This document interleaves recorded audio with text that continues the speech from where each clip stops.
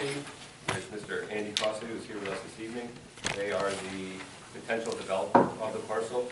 The parcel is roughly 7 acres, located on the northwest corner of 4th Section Road and Redmond Road. It's a very linear piece geometrically that is currently zoned R12S, which is essentially zoned for single-family residential.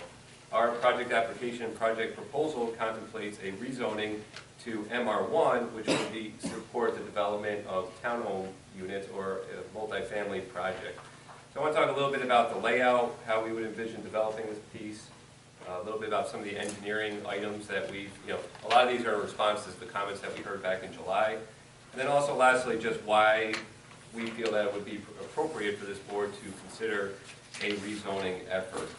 So first of all, just to recap, show the architecture of these buildings. These are townhome style buildings with 5 units in each.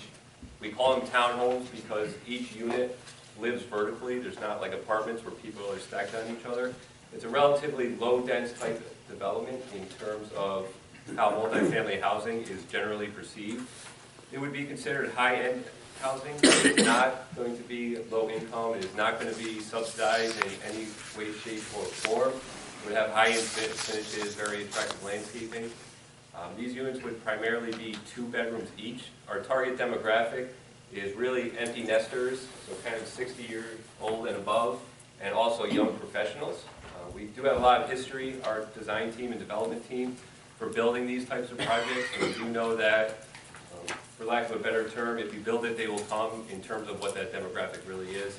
You know, nobody with 2 young kids is going to want to come live in this type of development where there's only 2 bedrooms.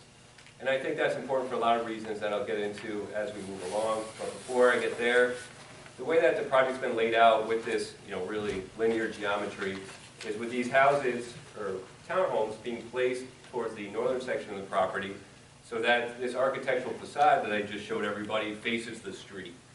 That would be as opposed to flipping this layout and having the street up here to the north and then the backyards out to 4th Section Road. What's nice about that is first, the fronts of the buildings we feel are more attractive and more appealing. And second, the folks that would eventually live here, when they walk out to their back porch to have a cup of coffee or something along those lines, they face out into the wilderness and out towards the town park. They're not facing a city highway, or a state highway, I should say, excuse me. The project does include this secondary roadway, which would be a private road. In fact, all of the infrastructure that would be contemplated as part of this development would be private. The reason why that's important is because when it's private, it's maintained by the property management, which would be Park Road Realty, and is not maintained by the town of Sweden. So it would not be a tax burden. You wouldn't need the town to plow it or do anything or maintain the roads or rebuild the roads or anything like that. We do propose to, the other thing about locating these homes on the northerly section of the property is we're really looking to maximize the setback from 4th Section Road. We have the buildings, a minimum 40-foot driveway, which would contain 2 vehicles, our new private road, and then a significant landscape buffer where we have a significant amount of landscaping and berming and some of our stormwater management. Our stormwater management these days, based on the DEC's new green infrastructure criteria, very much ends up being a landscape element. It's not really a big open pond like you used to see based on the old design regulations. We do actually have a pond that is proposed that is on the eastern portion of the development, but again, this would not be an open water pond. It'd be a heavily landscaped feature. There wouldn't be any kind of geese landing there. There wouldn't be any significant standing water. What's nice about doing any development project for that matter is we often hear a lot of neighbors might say, we have a drainage problem, we have a drainage problem, we have a drainage problem. Well, when we go in and we develop a site, that quite often affords us the opportunity to help remedy what that drainage problem might be, whether it's runoff from an adjacent parcel, a lot of times our parcel, that we're now able to capture, control it in our storm sewers, and treat it, and then discharge it to the creek that's on the north side of our property and really get it away from some of the homes which may be on Redmond Road. So that is certainly what we'd be looking to do here. In terms of, other elements like the lighting, this would be relatively low-level lighting, only 12-foot post-top mounted poles that would only be spaced to really meet the minimums required for safety. We wouldn't be looking to really light this thing up and make it super bright. Obviously, we don't feel that is appropriate. So we would have those post-top LED dark sky compliant fixtures as you make your way down the private roadway. The sanitary sewer is located on the north side of the project. We understand that that sewer has some history to it in terms of how it was funded, and certainly this project would be willing to, and quite frankly required to, participate in the tap-in fees to help reimburse some of the original development costs of installing that sanitary sewer. But really when it comes down to our engineering items or secret items, if you want to say that, the biggest one, and we heard it last time we were here and we recognized it ourselves, really comes down to the traffic. We understand that there's a lot of traffic issues going on in this corridor. It starts with people coming from the west, traveling at higher speeds than they probably should on 4th Section Road. There's also a problem with this Redmond Road and 4th Section Road intersection, specifically the westbound north turn. We've noticed that over the course of time, and I think a bunch of people have a handout, that movement has increased. I believe that's, a lot of people may be going up to the Brockport that way, and there's a new housing project up there. Certainly all things that we're fully aware of, as well as the accident history. One of the things as part of this process, if we were to get through a rezoning effort, would be to work hand in hand with the state DOT to remedy those to the extent that we could. But really the project remedy is in the use itself when it comes to the traffic. When we first look at any particular piece for rezoning, it's not what we would call as of right. There's a multifamily zone piece of land out there, and we want to do a townhome project, and it's allowed, then we call it as of right, and we pretty much just work within the design guidelines to make sure that we're meeting those. In this case, when we're requesting a rezone, it's slightly more complicated than that, and certainly more in depth than that. The first thing we have to do is review the town's comprehensive plan. According to state law, any rezoning should really be consistent with that comprehensive plan. And in this case, the town's comprehensive plan specifically identifies the site and, quote, says additional areas in the town suitable for such high-density residential development. Again, we wouldn't consider this high density, but it's talking about multifamily development, exist on Route 31A west of Redmond Road. So that's really exactly where we are. And when we start to dig into this piece a little bit further, I start to understand why that statement exists within the comprehensive plan.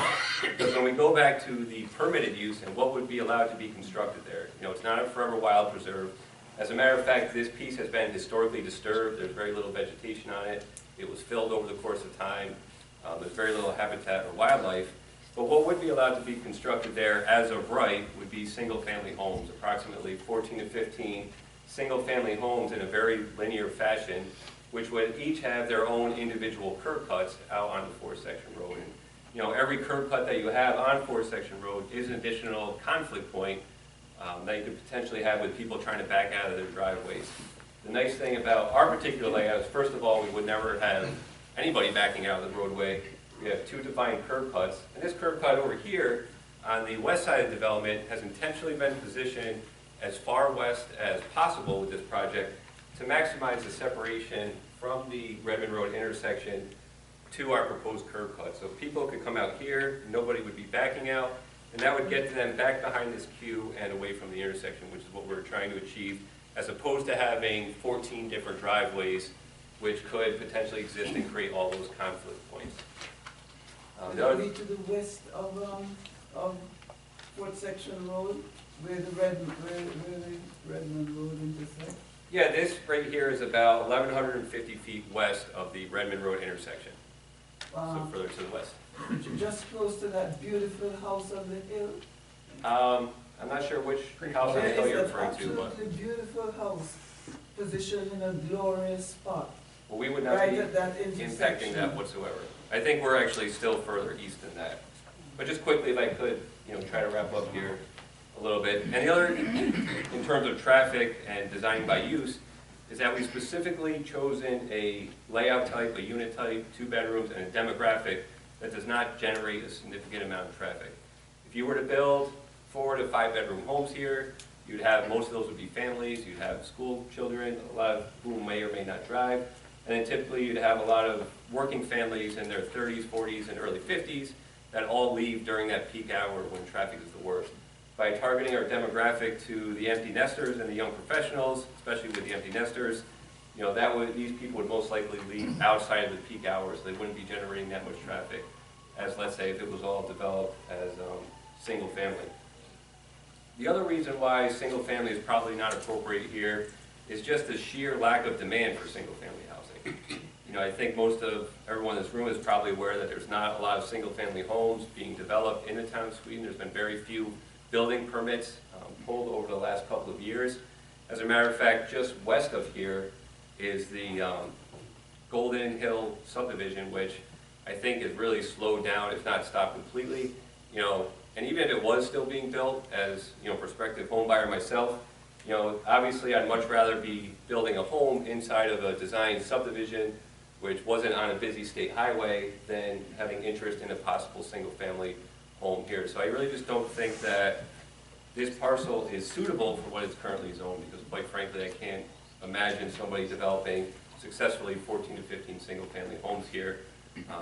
If you did, the other thing you would have your front yards that would live right out into the street. Again, our ability to have this secondary road really bisects that, allows us to install that large landscape dividing buffer that is shown here, and really seclude the development instead of having, you know, if it was developed as of right, single-family homes where kids might be able to walk out the front door and be unimpeded access to the street, which obviously we don't think is very suitable. So, you know, again, traffic is a big issue, but you know, we've done everything we can. We've basically ensured that this first 1,200 feet of frontage along 4th Section Road from the light west is not going to have any curb cuts on it. That's certainly a benefit of the project.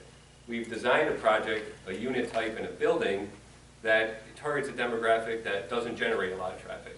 So we're trying to mitigate the possible impact of traffic through design, because quite frankly, most of the traffic issues that are out there now, and probably a reason why a lot of people are here this evening, are existing traffic problems. And there's no development that would ever occur on this piece that's ever going to resolve a lot of those. A lot of those solutions come from larger discussions with the New York State Department of Transportation, you know, looking at turn lanes, looking at ways to improve traffic safety, looking at ways to improve the existing intersection. All things which we're willing to, you know, help lead that conversation should the project move forward and we engage them.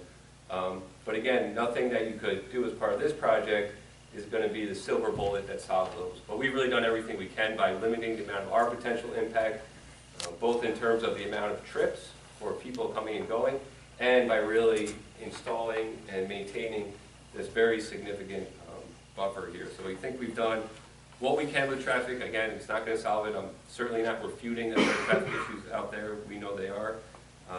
But you know, I think that we've done the best job that we possibly can to address that. And then most importantly, just pointing back to the comprehensive plan. I mean, the comprehensive plan does recognize the need for this type of housing. You know, you don't need 300 unit developments necessarily. You know, 49 units is a nice, good, medium size, and it's being proposed specifically where directed to by the comprehensive plan. So if anyone came and said, I would like to do multifamily in the town of Sweden, let me read their comprehensive plan, it would bring them, you know, essentially to this site for a lot of the reasons already discussed. So with that, I don't want to be too much longer. I respect everybody's time. I'd be happy to answer questions as we move through the hearing as directed by Mr. Supervisor and board members. Okay, thank you very much. All right, and the one thing